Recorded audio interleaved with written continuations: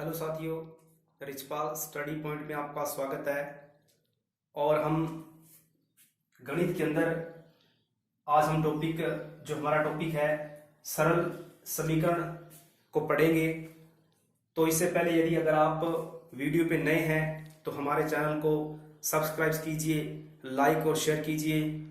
और साथ में अगर आप वीडियो देख रहे हो तो वीडियो को पूरा अंत तक देखें, बीच में कहीं भी स्किप ना करें, क्योंकि मैथ एक ऐसा सब्जेक्ट है जिसके अंदर जो है क्वेश्चनों की एक श्रृंखला चलती है। हर क्वेश्चन के साथ एक क्वेश्चन जो है कड़ी के रूप में जुड़ा होता है। अगर हम ये टॉपिक पढ़ रहे हैं तो हम आगे यूं पढ़ते रहेंगे इस प्रकार से। देखिए सरल समीकरण के अंदर देखिए क्या होता है सरल समीकरण।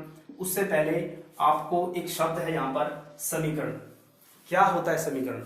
देखो समीकरण का हम कई बार पढ़ते हैं कि समीकरण क्या होती है, लेकिन हम आज तक इसकी जो एक्यूरेट परिभाषा है वो देखिए क्या होती है।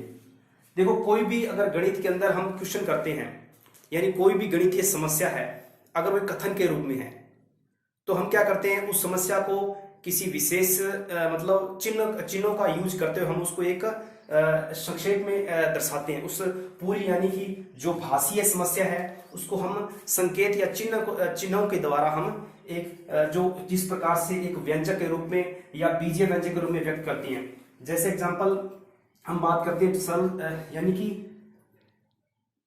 कोई भी गणितीय प्रतीकों की, यानी जो हम प्रतीक यूज करते हैं, प्रतीकों की सहायता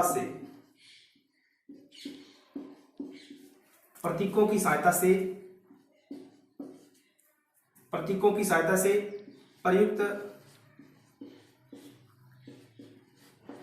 जो गणितीय कथन होता है, प्रतीकों की सहायता से प्रयुक्त गणितीय कथन जिसमें दो या दो से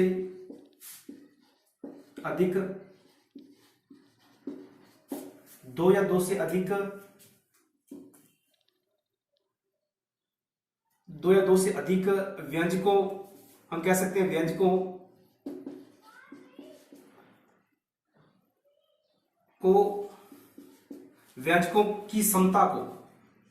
व्यंजकों की समता या समानता कह सकते हैं, समता को दर्शाया जाता है। और यही जो रूप है, यही रूप कहलाता है समीकरण। यही रूप समीकरण कहलाता है। ये तो हुई परिभाषा। देखिए फिर से, प्रतीकों की सहायता से जो प्रयुक्त गणितीय कथन है उसके अंदर क्या है कि दो या दो से अधिक जो व्यंजक हैं उनको हम बराबर में रखते हैं। और उस व्यंजकों के अंदर क्या होता है कि जो चर राशियां हैं उस व्यंजक में, आप जानते हैं व्यंजक जो है दो या चरों से बनता है, अचरों से बनता है, चर और अचर। ठीक है। अब जैसे कोई एग्जांपल के तौर पर अगर हम यूं लें कि समीकरण के अंदर क्या होता है, समीकरण के अंदर बराबर में दो व्यंजक होंगे। जैसे पहला व्यंजक ये है, बराबर में दूसरा व्यंजक है, यानी कि समानता को प्रदर्शित करेंगे। यहां पर ये बराबर का मतलब समानता। तो पहला व्यंजक इधर, दूसरा व्यंजक इधर, तो बराबर में क्या है कि दो पक्ष होंगे, दो व्यंजक होंगे।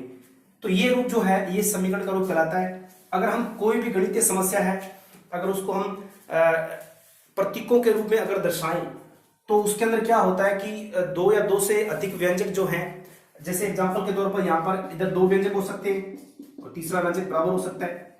ठीक है। यानी कि व्यंजक एक साइड में कितने भी हो सकते हैं या इस साइड में कितने हो सकते हैं। तो व्यंजकों की समानता को प्रदर्शित करने के लिए जो भी एक रूप जो है वो कहलाता है समीकरण। तो आपको ये तो है इसकी नॉर्मल परिभाषा। अब देखिए समीकरण के अंदर क्या कुछ होता है। समीकरण में, अब देखिए समीकरण के अंदर, समीकरण में दो पक्ष होते हैं। समीकरण में दो पक्ष होते हैं। ठीक है। अब जैसे एक इसमें लेफ्ट हैंड साइड होगा और एक राइट हैंड साइड होगा, यानी कि ये बायां पक्ष है, ये बायां पक्ष है और इधर दायां पक्ष है। यानी दो समीकरण में दो पक्ष होते हैं, दो साइडें होती है, एक लेफ्ट साइड होती है, लेफ्ट हैंड साइड, एक राइट हैंड साइड, और एक यानी बायां पक्ष होता है, एक दायां पक्ष होता है। ठीक है। दूसरा इसके अंदर क्या होता है कि समीकरण के अंदर जो है वो समीकरण में बीजीय राशियों जो है यानी चर अचर का भी क्या होता है, चर अचर जो है वो हो सकती हैं, कितने हो सकती हैं, वो एक से भी ज्यादा हो सकती है, एक हो सकती है, दो हो सकते हैं, चर कितने भी हो सकते हैं। ठीक है। समीकरण के अंदर चर अचर हो सकती है। ठीक है। अब देखिए तीसरी कंडीशन इसकी क्या है कि कोई भी समीकरण है अगर हम दोनों पक्षों के अंदर समीकरण के दोनों पक्षों में अगर हम कोई भी चीज प्लस करते हैं, यानी दोनों पक्षों में कोई भी चीज प्लस करते हैं, सेम संख्या, या माइनस करते हैं, या फिर गुणा करते हैं, या फिर हम भाग करते हैं। समीकरण के दोनों पक्षों के अंदर हम कुछ भी जोड़ते हैं, जैसे आपने लेफ्ट साइड में 5 जोड़ दिया, राइट में 5 जोड़ दिया, कोई फर्क नहीं पड़ेगा। अगर आपने लेफ्ट साइड के अंदर 5 घटा दिया, राइट साइड में 5 घटा दिया, कोई फर्क नहीं पड़ेगा। अगर आप दोनों साइडों से 5 से भाग देते हो, कोई फर्क नहीं पड़ेगा। अगर आप गुणा करते हो, कोई फर्क नहीं। यानी कि किसी भी पद को अगर आप दोनों पक्षों में जोड़ते हो तो समीकरण में कोई प्रभाव नहीं पड़ता। ये कुछ विशेषताएं हैं समीकरण की। अब हम बात करते हैं कि समीकरण कितने प्रकार की होती है, समीकरण को किस प्रकार से हल कर सकते हैं हम। ठीक है।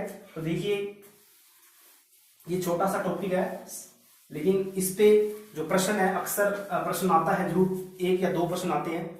अब देखिए समीकरण के जो टाइप हैं यानी प्रकार, समीकरण के प्रकार, समीकरण देखिए कई प्रकार की होती है। हम कुछ प्रकार की बात कर लेते हैं, और हमारे सिलेबस में जो है वो केवल ये सरल समीकरण है। तो एक घातीय समीकरण,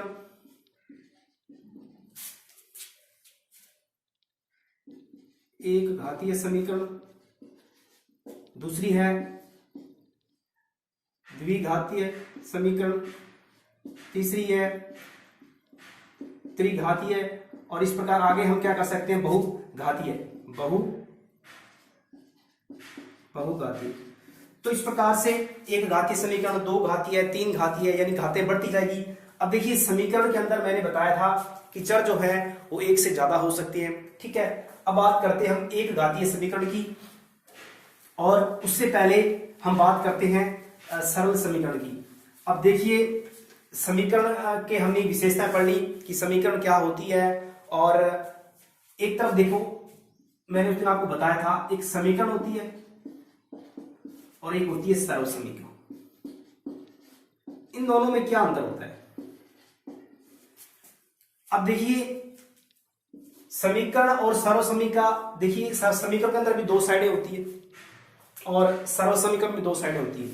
जैसे एग्जांपल में मैं बता देता हूं, जैसे a + b का होल स्क्वायर बराबर में a का square plus 2ab + b square. और इधर एक समीकरण ले देता हूं मैं, जैसे मैंने लिख दिया 2y + 1 बराबर में 7 लिख दिया। अब देखिए ये समीकरण है और ये सरल समीकरण है, क्या दोनों सेम है? क्या दोनों को हम क्या समीकरण को सरल समीकरण कह सकते हैं या सरल समीकरण को समीकरण कह सकते हैं? इन दोनों में कितना फर्क है? ऐसा रीट लेवल 2 के अंदर मैथ के अंदर ये क्वेश्चन आया हुआ है। तो देखिए इन दोनों में क्या अंतर है? बस अंतर यही है कि जो समीकरण के अंदर हम यूज करते हैं चर, जैसे यहां y चर है, यहां पर चर एक भी हो सकता है, मैंने एक चर लिया है, यहां पर 2 या 2 से ज्यादा चर हो सकते हैं। तो इसके अंदर ये समीकरण जो है यानी कि इसमें जिस चर का वैल्यू निकलती है, यानी यहां से y की मान निकलेगा। अब जो y का मान है वो एक ही निकलेगा। देखिए यहां पर y का मान जो है, एक ही मान, जो कोई विशेष मान होगा चर का, वो इस समीकरण को संतुष्ट करेगा। यानी जिसके अंदर कोई विशेष मान हो, किसी चर का विशेष मान जो उस प्रतिबंध को, उस मतलब व्यंजक को संतुष्ट करे। अगर यहाँ y का मान एक ऐसा ही मान होगा जो बराबर में 7 ही आएगा, एक मान रखने पर ही y का। लेकिन अब देखिए इसके अंदर क्या है, इसके अंदर मान लेते हैं 2 चर यूज हुए, तो आप यहां पर हर बार चर चेंज करके लिख सकते हो, कोई फर्क नहीं पड़ेगा। जैसे यहां पर अगर आप 2 और 3 लेते हो तो 2 और 3 लोगे, तो 2 और 3 मैंने ले लिया यहां पर, और बराबर में आप जब रखोगे इधर 2 3, तो 1 का स्क्वायर, 2 का स्क्वायर 4, इस प्रकार से, तो मैं लिख देता हूं 2 का स्क्वायर, हमने ए को माना 2, बी को माना 3, 2 गुना 3 प्लस 3 का स्क्वायर। अब देखिए ये तो 5 का स्क्वायर हो गया और इधर 4, ये हो गया आपका 4 3 12 प्लस 9, 3 का वर्ग 9, ये 25, क्या बराबर में 25 आ रहा है। तो पक्षों, क्योंकि समीकरण का ही एक प्रकार का टाइप है, लेकिन समीकरण जो है वो सर्व समीकरण नहीं हो सकती, ठीक है। अब ये देखो जोड़ो तो ये कितना, ये हो गया आपके 12 4 16 और 9 25, तो ये बराबर आ गई। अब देखिए यहां पर आप ए और बी का मान और भी रख सकते हो, अपनी मर्जी से कुछ भी रख लो, तो इधर भी वही रखना पड़ेगा। यानी हर मान के अंदर क्या है कि अलग मतलब क्या है कि इसकी आप कितने मान रख सकते हो। इसमें सर्व समीकरण में आप चर जो है आपके, उसके अंदर आप कितने चरों के मान रख सकते हो, लेकिन यहां पर किसी एक विशेष चर का मान होगा, ठीक है। वो अपने आप में एक द्वितीय होगा, अद्वितीय यूनिक होगा, ठीक है। यानी ए की वैल्यू वाई की होगी यहां पर, और वैल्यू वाई की इसके अंदर नहीं होगी, ठीक है। तो ये था सर्व समीकरण और समीकरण में फर्क। अब हम बात करते हैं कि सरल समीकरण क्या होती है और सरल समीकरण को किस प्रकार से हम हल कर सकते हैं। तो बात करते हैं हम सरल समीकरण क्या होती है। देखिए सरल समीकरण का मतलब है कि ऐसी समीकरण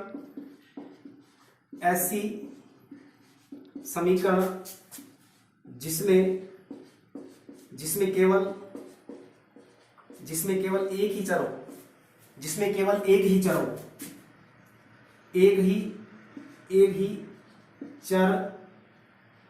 हो, वह उस चर की जो अधिकतम जो घात है वो कितनी हो, वो एक ही हो,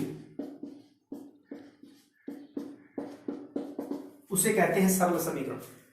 देखिए ऐसी समीकरण जिसमें केवल एक ही चर हो, चाहे वो ए बी सी कोई भी हो, एक ही चर होना चाहिए, उस चर की घात भी कितनी होनी चाहिए, एक होनी चाहिए, अधिकतम घात एक होनी चाहिए, तो वो कहलाएगी सरल समीकरण। एग्जाम्पल देखिए, मैंने यहां पर एक एग्जाम्पल ले लिया, जैसे 2x + 5 बराबर में 4, बराबर में मैं कुछ भी 8 ले लेता हूं। अब देखिए यहां पर एक ही चर है। अब देखिए इस पूरे व्यंजक में दोनों साइडों में एक ही चर है और उस चर की घात भी कितनी, एक है, ठीक है। अब देखिए ये जरूर आप यहां पर एक चर है, एक चर का मतलब है कि x ही चर होगा, सारों में y ही चर होगा। अब जैसे मैं एग्जांपल और ले लेता हूं, 2x - 1 बराबर 4x + 1, तो ये भी एक सरल समीकरण है, क्योंकि एक चर का मतलब यहां ये है कि उसके अंदर एक ही प्रकार का चर होगा, चाहे वो x हो या फिर y हो। तो देखिए यहां पर x है इन दोनों पक्षों में, तो अब देखिए घात देखिए दोनों की एक तरफ एक एक है, तो ये कहलाएगा आपका सरल समीकरण, ठीक है। अब इस समीकरणों को किस प्रकार से हल किया जाता है तो हम एक एक करके समझते हैं। तो सरल समीकरण को हल करने का तरीका, अब देखिए समीकरण मैंने बताया था कि जिस चर के द्वारा कोई भी सरल समीकरण है, सरल समीकरण या फिर समीकरण, हम बात करते हैं समीकरण में जिस चर द्वारा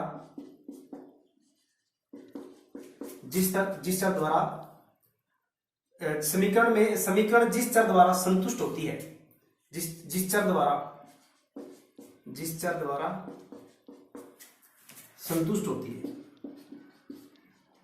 मतलब संतुष्ट होती है। जैसे मैंने एग्जांपल लिया कि यहां पर से 2y + 1 बराबर में अगर मैं यहां 5 लेता हूं, तो देखिए यहां पर y चर है, तो मैं y का मान क्या रखूं ऐसा कि बराबर में 5 आ जाए। तो देखिए यहां पर मुझे दिख रहा है कि y का मान मैं 1 रखता हूं, तो 2 × 2 और 1 3, तो बराबर में 3 नहीं आ रहा। यहां पर रखता हूं 2 2 2 4 और 1 5, यानी y बराबर मैं 2 रख रहा हूं, ठीक है। तो y बराबर अगर मैं 2 रख रहा हूं, तो ये y का जो मतलब y चर है इसका मान 2 है, और ये 2 ही इस पूरी व्यंजक को, इस समीकरण को संतुष्ट कर रहा है। तो इसलिए वह चर का जो मान है यानी जिससे समीकरण संतुष्ट हुई है, वह कहलाता है समीकरण का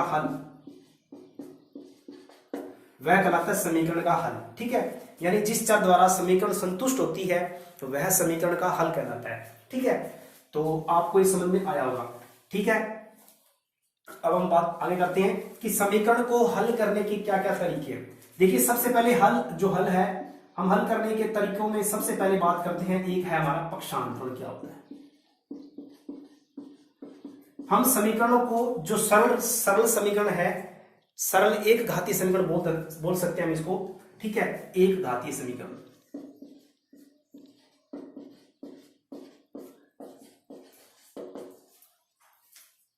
इसको हम पक्षांतरण के द्वारा हल कर सकते हैं। और पक्षांतरण होता क्या है, यानी कि कोई भी आपकी जैसे समीकरण है उसकी दो साइडें हैं, आपकी left side right hand side, ठीक है, यानी कि इसको हम लिख सकते हैं लेफ्ट हैंड साइड बराबर राइट हैंड साइड। अब दो साइडें हैं, इस साइडों के अंदर जो भी कोई भी चर या अचर, यानी जो पद है उस पद का अगर हम क्या करें, उस पद को हम दूसरी साइड ले जाएं या दूसरी साइड वाले पद को इस तरफ लाएं, और हम या कह सकते हैं कि पदों के चिन्ह जो है बदलते हैं। चिन्ह का बदलना, पदों के चिन्ह का बदलना पक्षांतरण कहलाता है, ठीक है, यानी दूसरे पक्ष में उस पद को ले जाना या दूसरे पक्ष से उसको ले आना, ठीक है, जिससे अगर हम इसके एक्सचेंज करेंगे पदों के तो चिन्ह में परिवर्तन आएगा, क्योंकि आपको पता है जो पद इधर अगर प्लस लेके बैठा है उधर जाएगा तो माइनस हो जाएगा, अगर इधर प्लस है, ठीक है, तो इधर जाएगा तो माइनस हो जाएगा, ठीक है। तो ये पदों का अगर इधर वो गुणा में है तो उधर जाएगा तो भाग में हो जाएगा, और अगर इधर भाग में है तो उधर जाएगा तो गुणा में हो जाएगा। तो इस प्रकार से कह सकते हैं कि जो पक्षांतरण होता है वो ये चिन्ह का, यानी चिन्ह का बदलना होता है, ठीक है। तो ये पक्षांतरण के द्वारा हम रैखिक समीकरण, सॉरी सरल समीकरण या एक घातीय समीकरण को हल कर सकते हैं, ठीक है। अब देखिए मैं क्वेश्चन लेता हूं, अभी हमने लिया था एग्जांपल पक्षांतरण के द्वारा हल करते हैं, जैसे 2y + 1 बराबर में 7। ये एक सरल समीकरण है, एक घातीय समीकरण है। इसके अंदर चर क्या है, यहां पर y चल रहा है।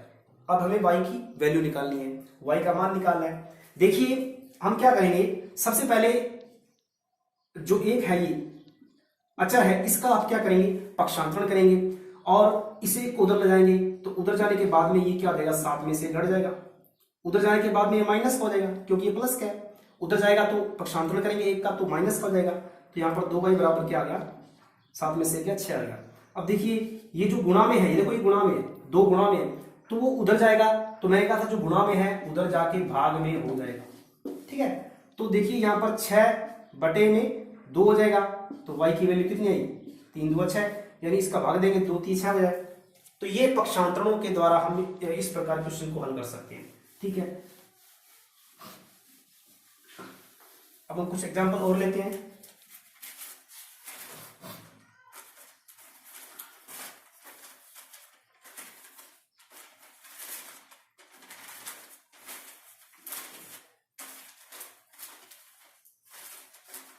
अब देखिए इसको हम दूसरा एक वर्ड और है हिंदी के अंदर, इसको हम स्थानापन्न भी कहते हैं, यानी स्थान बदलना, स्थानापन्न, और इंग्लिश में होता है इसको ट्रांसपोज, ठीक है, इसको बोलते हैं। अब देखिए एग्जांपल 5x + 2 बराबर में 7, ठीक है, बराबर में हम ले लेते हैं 17 ले लेते हैं। तो देखिए इसके अंदर चर x है, तो पक्षांतरण पहले किसका हुआ, 2 का हुआ, 2 उधर जाएगा प्लस का, उधर जाकर घट जाएगा, 17 में से 2 जाएंगे, ठीक है। 5x बराबर में ये कितने हो गए, 15 हो गई, तो x बराबर में क्या हो गई, ये इसके बटे में जाएगा, तो 15/5 और x बराबर 5, इसका जब भाग देंगे 5 का जब 15 के अंदर, तो 3 ये एक चर राशि का मान आ गया, ठीक है। तो इसी प्रकार अगर वो जो आपके समीकरण है अगर वो बटे के अंदर है, मतलब भिन्न के रूप में, जैसे x/2 x/3 माइनस x/4 बराबर में 1 है, तो इस प्रकार के क्वेश्चन को आप किस प्रकार हल करेंगे। अब देखिए हमें दिख रहा है कि चर तो यहाँ पर x ही है और घात भी 1 है, तो ये सरल समीकरण है। तो हम क्या करेंगे, पहले जो बटे हैं यानी कि बटे में हर जो है इनको हटाएंगे। तो अगर ये भिन्न है, क्योंकि बटे वाला क्या होता है, भिन्न होता है, अंश बटे हर, तो हम हरों का क्या कहते हैं, हरों का हम लेते हैं एलसीएम, मतलब लघुत्तम लेते हैं। 3 और 4 का लघुत्तम कितना आएगा, 12 आएगा, ठीक है। अब 12 आएगा, अब एलसीएम को हम क्या करेंगे, प्रत्येक पद से गुणा कर देंगे, यानी x/3 जो है इसको 12 से गुणा कर दिया, x बटे 4 है, इसको 12 से गुणा कर दिया, यानी सभी पदों को, चाहे लेफ्ट में चाहे राइट में, ये कट गया आपका 4 3 12, ये कट गया आपका 3 से, तो ये 4x हो गया माइनस 3x हो गया, बराबर में 12 हो गया। अब देखिए यहां पर 4x में से 3x कट रहा है, तो x बराबर सीधा 12 आ गया बस। ठीक है, तो इस प्रकार से आप भिन्नों वाली जो समीकरण है, रेखीय समीकरण, सरल समीकरण है, उसको भी आप इस प्रकार पक्षांतरण से हल कर सकते हैं। ठीक है, तो अब हम आगे बढ़ते हैं। अब देखिए गणित के अंदर क्या होता है कि कुछ गणितीय समस्याएं होती है, उनको हम क्या है कि जब हम चेंज करते हैं इन व्यंजकों के रूप के अंदर, तो यानी सरल समीकरण बनाना, अगर कोई गणितीय समस्या दी गई है कथन के रूप में, अगर कोई कथन दिया गया है, कोई गणितीय कथन दिया गया है, उस कथन को पहले बीजीय व्यंजक बनाएंगे, यानी समीकरण के रूप में बनाएंगे, फिर उसको हम ट्रांसपोज या फिर कह सकते हैं पक्षांतरण विधि द्वारा हल कर सकते हैं। तो हम एग्जांपल लेते हैं, कुछ एग्जांपल हमारे पास है।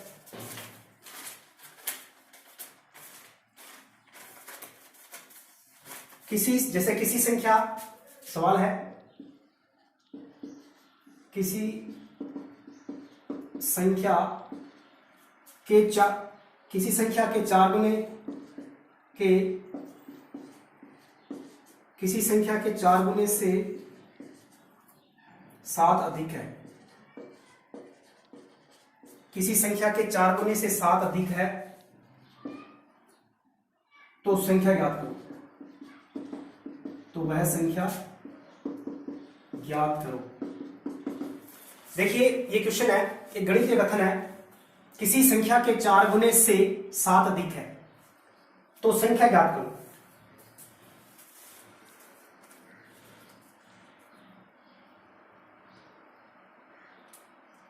सात अधिक 43 है, सॉरी यहां पर 43 है, ठीक है 43 है। तो देखिए किसी संख्या के 4 गुने से 7 अधिक 43 है, तो संख्या ज्ञात कीजिए। तो देखिए जो आपको संख्या ज्ञात करनी है, यानी ये अज्ञात संख्या है, हमें ये निकालना है। तो जिसको निकालना है उसको आप एक चर के बराबर मान लो, हम मान सकते हैं एक्स वाई जेड कुछ मान लो, तो माना संख्या, माना इसका सॉल्यूशन है माना संख्या बराबर एक्स। अब देखिए प्रश्न के अनुसार क्या करते हैं हम, प्रश्नानुसार या प्रश्न से क्या है, किसी संख्या का 4 गुना, जो संख्या दी है उसको हम 4 गुना करेंगे, यानी कि 4 से गुणा करेंगे, 4x से 7 अधिक है, और उसके अंदर 7 हम जोड़ेंगे, 7 अधिक है, और किसके बराबर है, वो 43 के बराबर है। बराबर में आपको दे रखा है 43, यानी 43 संख्या जो है उसको किस प्रकार से रिप्रेजेंट किया गया है कि किसी संख्या का 4 गुना, यानी हमारी संख्या x है, उसका 4 गुना, और वो 7 से अधिक है, यानी अधिक है तो हम प्लस कर देंगे, बराबर में 47। अब एक प्रकार से आपकी ये बन गई सरल समीकरण। इसको आप हल कर लो किस विधि से, पक्षांतरण विधि से। 7 उधर जाने पर क्या हो जाएगा, प्लस, उधर जाके माइनस हो जाएगा, तो घटेगा 43 में से 7 घटेगा तो कितना बचेगा, 43 में से 7 जाएगा तो बचेगा 36, और जब x जाएगा तो देखिए x निकालेंगे, ये 4 इसके, क्योंकि गुणा में x के 4 तो बटे में जाएगा, तो जब आप 36 के बटे में 4 करोगे, x बराबर 4 में 36, तो वह संख्या आपकी होगी 9। ठीक है, तो संख्या क्या होगी 9, ठीक है, क्योंकि हमने x माना था इसलिए x बराबर 9 आ गया। ठीक है, अब देखिए आगे अगला क्वेश्चन,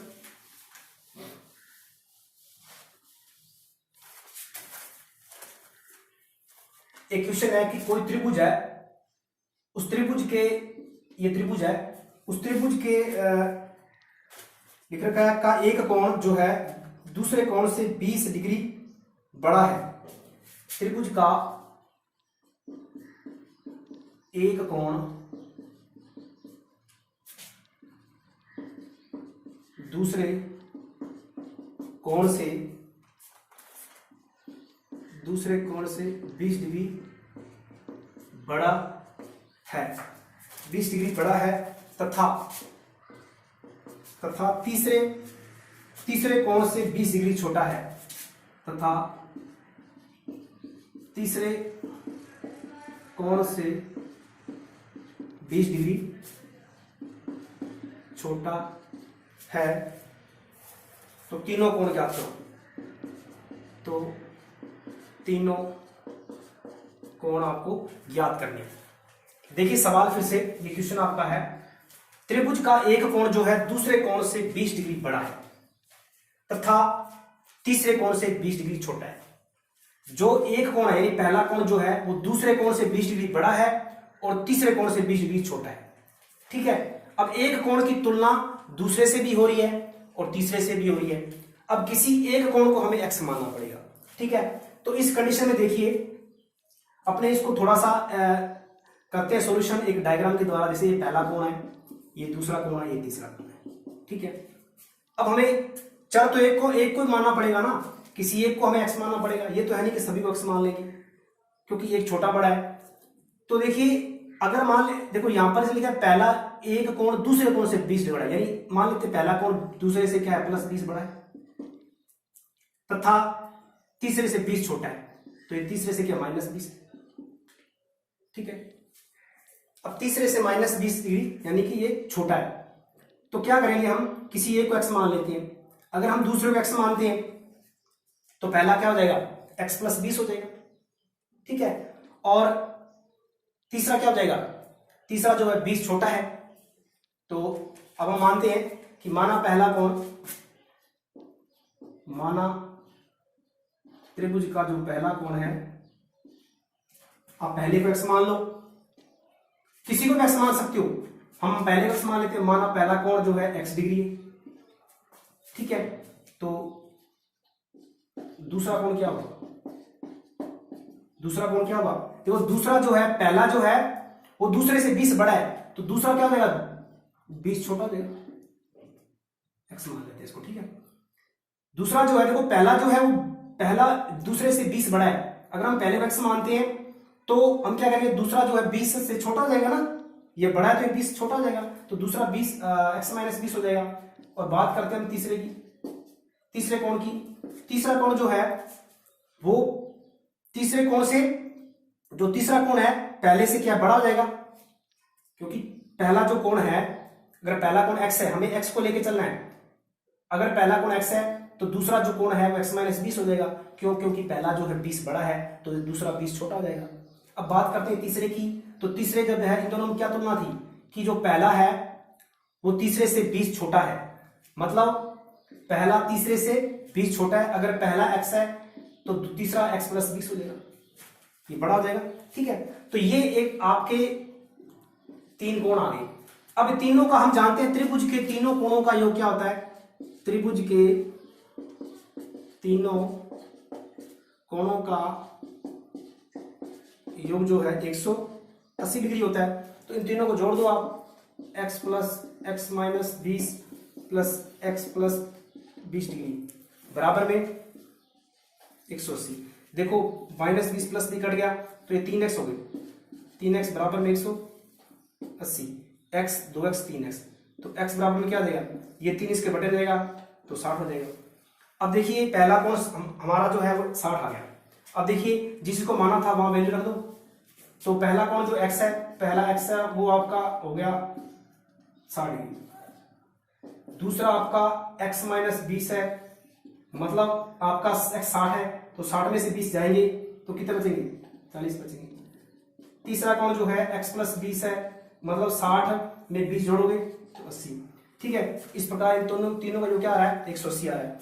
तो देखिए इस प्रकार से आप सरल समीकरण, किसी भी कथन को आप समीकरण के रूप में बना करके और आप उसको हल कर सकते हैं। ठीक है, अब हम कुछ एग्जांपल और लेते हैं,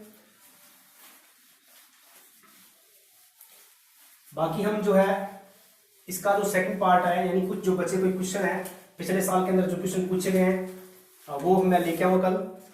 तो आप वीडियो को अधिक से अधिक शेयर कीजिए भाई, और ताकि जो है वो आप घर बैठे आराम से स्टडी कर सको। तो देखिए अगला क्वेश्चन है 3 क्रमागत सम संख्याओं का योग। एग्जांपल 3 क्रमागत विषम संख्याओं का योग जो है वो 39 है। तो आपको तीनों संख्या ज्ञात करनी है। तो देखिए आप इस प्रकार की समस्या को आप क्या करेंगे, किसी एक चर के बराबर मानेंगे, यानी हम मानेंगे माना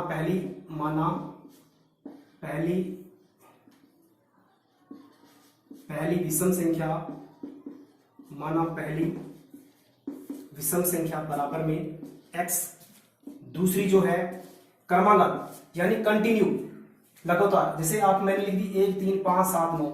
अब देखिए ये लगातार विषम संख्या है, पहली 1 है, दूसरी 3 है, 5 7 9। अब देखिए हर अगली विषम संख्या को जब हम लाते हैं तो +2 करते हैं। देखो 1 के बाद 3 2 जोड़ने पर आया, 3 में फिर 5 2 जोड़ने पर आया, 5 में 7 2 जोड़ने पर आया। तो इस प्रकार से आप विषम संख्या की सीरीज है कंटिन्यू। तो अगर पहली x मानी है तो दूसरी जो है आप उसमें 2 जोड़ दो, फिर अगली जो संख्या तीसरी है वो x प्लस क्या ले 2 में फिर 2 जोड़ दो यानी 4। अब इन तीनों का जोड़ जो है योग जो है 39 है। तो यहाँ पर x प्लस 2 x प्लस 4 बराबर में 39। तो 1 2 3 x हो जाएगा, 2 और 4 6 बराबर में 39। अब देखिए 6 उधर जाके क्या हो जाएगा, माइनस का हो जाएगा। तो देखिए माइनस होने के बाद में 39 में से जब आप ये 6 घटेगा तो कितना रहेगा आपके 33 रहेगा, ठीक है। और x बराबर में, अब देखो 3 जो है गुणा में उधर जाके भाग में होगा तो ये 3 हो जाएगा, इसका आंसर 3 आएगा।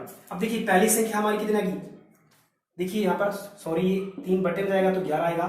यहाँ पर देखिए जब पहली 11 है, दूसरी 11 प्लस 2 13, फिर 11 प्लस 4 15। तो ये हमारा आंसर आ गया। उम्मीद करता हूँ कि ये सवाल आपको समझ में आया होगा। आज की क्लास आपको अच्छी लगी होगी।